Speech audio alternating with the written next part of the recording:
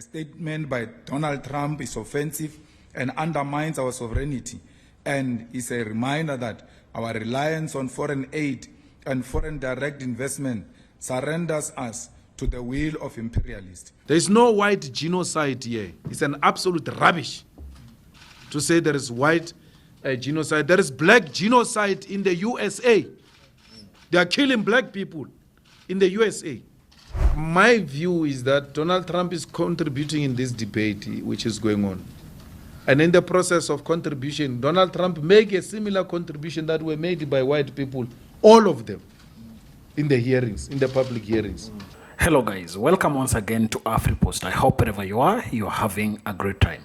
Now, many of you will remember that yesterday, President Trump and South African President Cyril Ramaphosa had a sit down and they talked about the relationship between the United States and South Africa. But one thing that took the stage is the fact that President Trump complains of South Africa committing genocide against white Afrikaners in South Africa. That is the white South Africans. And when Cyril Ramaphosa tried to tell Donald Trump that these things you're talking about do not happen in our country, Trump responded by playing clips of Julius Malema, the leader of EFF, talking about how the people should target farmers in South Africa. So while President Cyril Ramaphosa was quite respectful to Trump, he decided to go that low and he was not ready to listen to anything except to have the issue of Julius Malema addressed fully. In today's video, I've compiled a series of clips here of Julius Malema responding to President Trump and Elon Musk, whom he has for many times called someone who is not even wise. So I wanted to watch these clips, then in the end you can give us your comments and your opinions about it. Let's watch. There is no white genocide here. It's an absolute rubbish to say there is white genocide. There is black genocide in the USA. They are killing black people in the USA. My view is that Donald Trump is contributing in this debate which is going on. And in the process of contribution, Donald Trump made a similar contribution that were made by white people, all of them, in the hearings, in the public hearings. Donald Trump is not saying anything we have not heard from white people in all the hearings. I even commented and said, I'm still to meet a white person who support expropriation of land without compensation. So why are you shocked? I see leaders of the EFF and everybody responding to Donald Trump. I don't have time for nonsense. I expected this. And more backlash is going to come. If South Africans are not ready to expropriate the land because they are scared of sanctions, they are scared of backlash, then don't vote for the EFF. Because you vote for us, we are going to expropriate land. And Donald Trump will come for us. And Britain will come for us. And the EU will come for us.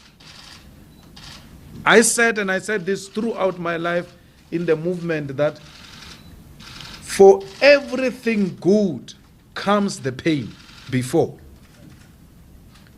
If you're not prepared, South Africa, to take the pain, then forget about the land.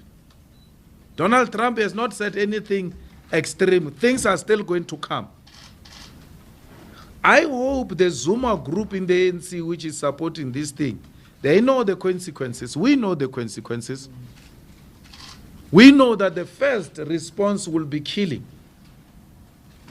They will kill us for that. There's a group of white right-wingers who are being trained by Jews in Pretoria to be snipers. Snipers. They are not training guns. In the EFF, we are training toy guns. They're dealing with real stuff. They are training in a farm in Pretoria. We know it. To be snipers. So we know that death is the first price we are prepared to pay. The second price we are prepared to pay for this land is poverty. They will close taps. But if there is a conviction, and not sloganeering and public opinions, then we must be prepared for everything. It's a war. We must be prepared for Donald Trump and all of them. We're not scared of them. We remain unshaken. Actually, we are more determined after the Donald Trump tweet to expropriate our land without compensation. There is no white genocide here. It's an absolute rubbish to say there is white genocide. There is black genocide in the USA. They are killing black people in the USA. There is black genocide here in South Africa. Black people are being killed all the time. A farmer has been sentenced to life now recently for having killed a farm worker. Imagine if it was a black person sent life for having killed a white person. It will be news all over. But this black person was killed and a white farmer sent to prison for long time in jail. It's once off reporting and it's done. There is no scientific evidence that points to any white genocide in South Africa. It's not true. And we're not scared of such things. We're not going to be distracted by anyone. Only death will stop us. Not Trump, not poverty, not sanctions. We have all of them in our mind. We know the consequences of what we're asking for. We know it. And it's not like we're going into this thing without knowing the consequences. So AfriForum is the embassy of the USA. If you want issues to reach USA, go to AfriForum. Then you shall get a proper response. But otherwise, AfriForum is nothing to us. We're not scared of AfriForum. We're continuing business as usual. Not that we're not these Twitter revolutionaries who say all sorts of things about Donald Trump. If we were to say to them, all of them, let's go to the US embassy, none of them will come. They tweet from their comfort beds with bed heaters. So we are on the streets. We're fighting this thing on the streets. We are on the picket lines. That's why we're not shaken. We know this is what people want.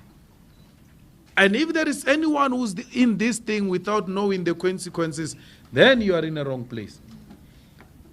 Cyril, you could hear the man is in pain to explain these things in Parliament yesterday.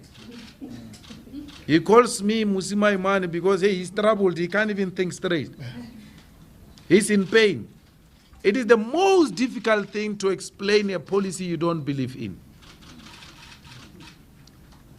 How do you say you must expropriate land and give people title deeds? Our people, and I will not disagree with them, if they were to have a paper like this called the title deed, they want to eat title deed. Here is a paper called title deed, yet you remain poverty-stricken. And here is a man with money who says to me, give me that paper, I give you the money to eat now. They will take the money. You are setting our people up for failure when you talk title deeds. Always in politics, you must ask the question, who's raising this and who stands to benefit from this? They are going to give our people title deeds. Our people are going to use those title deeds as surety, and they will not be in a position to pay the debt, and the white people will come and take those things. And the story that white people stole the land will disappear, because they will say, no, we took the land rightfully so because they couldn't pay us. They were owing us. So they are going to give you the land and come and buy it from you close to nothing, because you will not have money. You will need money now. He says the reality is that people who got the houses now and title deeds have not sold the houses. He must go to the RDP houses and go and look for the owners of the RDP houses. Yeah. They are not there. RDP houses are being rented out. The owners of the RDP houses went to squat somewhere. Why? They want to make money. They want to make money.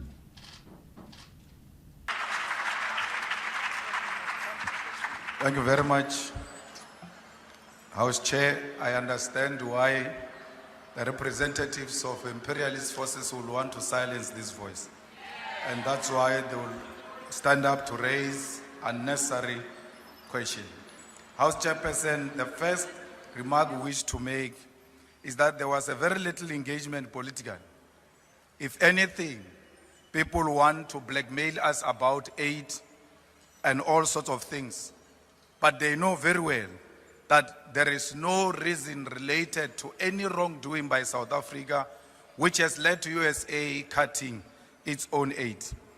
You can't say Donald Trump must be elected today and the following day he makes executive orders and then you come here and blame the South African government as if the South African government did not do anything in between. That was a predetermined outcome where he wanted to come into office and punish South Africa for its position on Palestine and many other issues. We must be very clear that we are not going to agree to any form of bullying by anyone. It's a lie that there is farm killings in South Africa. Actually, those who are married in farms and owning farms, they kill each other for money, for policy monies. The farmers themselves kill each other for greedy reasons. The farm workers kill the farmers because they rape them in exchange for money and do not pay them, like Eugene Terreblanche did when he raped a farm worker and did not want to pay. We cannot be told that there are farm murders in South Africa when the farmers themselves are actually killing the farm workers. It was a white farmers who killed 2 women in Polokwane and fed them to the pigs. It's a complete lie that white people are being killed in South Africa. If anything, white people live in privilege, and that's what Donald Trump knows. You cannot say Donald Trump is misinformed. They've got the best intelligence equipment in the whole world. They even have a military base next to South Africa in Botswana to listen to every conversation we have. They can tell you what is in private conversation in the executive and everywhere else. They don't need AfriForum. They are using AfriForum as a scapegoat to punish us politically. And we ought to be very clear about that. When the aid came into South Africa at the first place, it was not to help Africans. It was imperialist forces putting the aid into South Africa so that they can control South Africa and use that aid to always say to you, if you take a political stand against the imperialist forces, we'll always cut the aid. So we ought to have known even then that we're not supposed to entirely rely on the USA.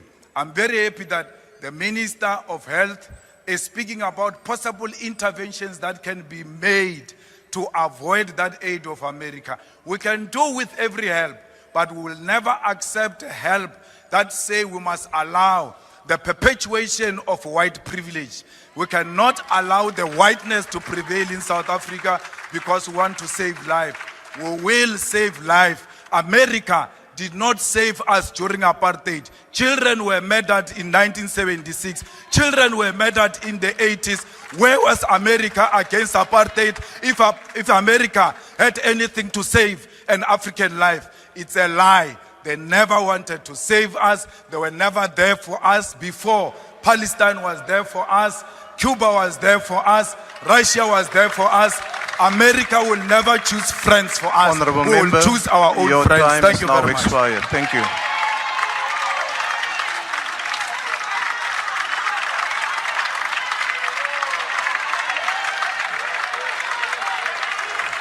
Order, honorable members. Order, honorable members. Yesterday, I was in an auction in Rustenburg of Peter du Toit. In that auction, 95% of those people were white people. I sat with them from 11 o'clock until 6 in the evening, wanting to demonstrate to Elon Musk and Donald Trump that I'm with the people you are saying I want to kill. Why would I sit with these white people if I want to kill them? Why do you make me an international criminal for asking for dignity of black people? I've not committed any crime against anyone except to say, let's restore the dignity of black person.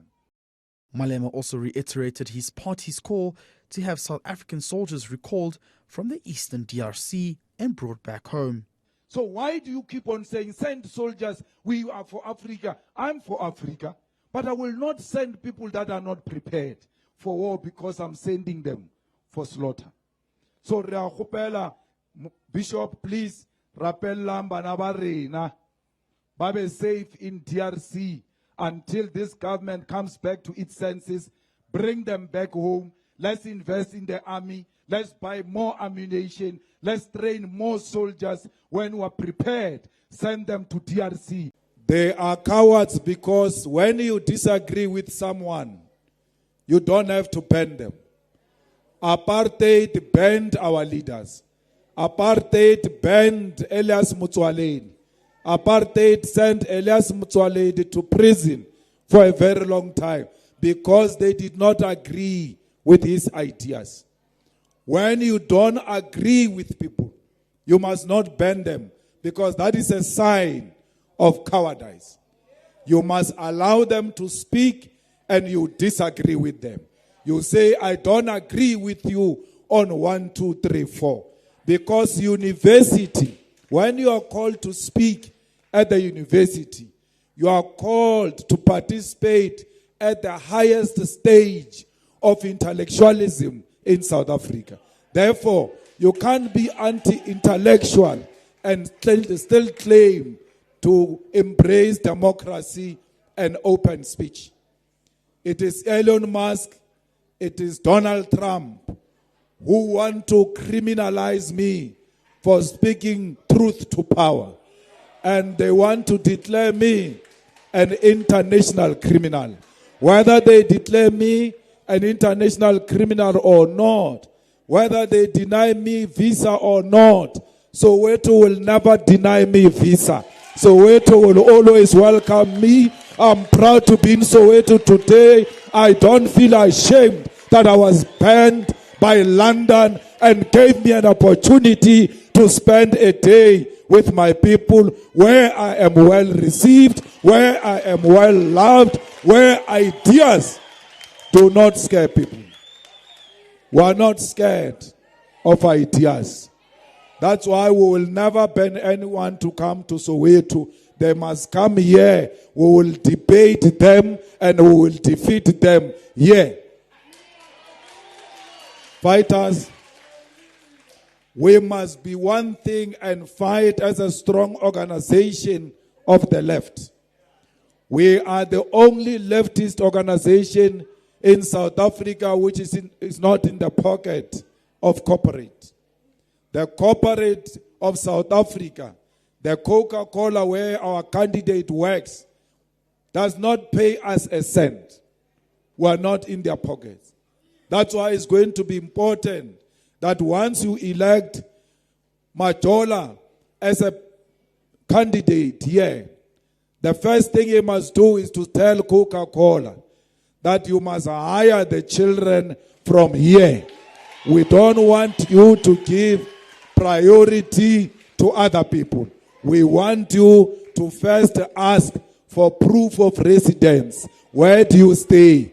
Once I've stamped that this person stays here, then you can employ that person. Because we can't say we stay next to the factories, yet we are unemployed. That's a huge contradiction. We need to clarify that in action, Comrade Councillor. And all our MPs and our MPLs, our leaders from Gauteng, they can't sit here and listen to you and not take action about all of these factories that are here, which are hiring people from outside. We have no problem with hiring anyone from outside, but start with us. If you want a driver with a code 14, start with us. And if there is no one with code 14, then you can go outside. But you can't start with other people without giving us a priority, even when we are next to the wealth and the monopoly of our economy. Wow. Malema is always not afraid to face anybody, and he has always spoken his mind without any fear or favor. And I think the question about whether white South Africans are going through some genocide in South Africa is something that can never be proven, because if you look at the crime rate in South Africa, it affects everybody. All demographics are affected. And in fact, statistics shows that for every 8 people who die out of crime, 7 are black people, and therefore you can't use that statistics to support the claims that South Africa is having genocide targeting white South Africans. So I think Julius Malema is right to really stand up for Africa and to stand up against oppressors who still think they have power over Africans. You can share your opinion down in the comment section, and if you're watching us for the first time, kindly remember to subscribe to the channel, like the video, and also share. Thank you, and let's meet in the next one. Goodbye.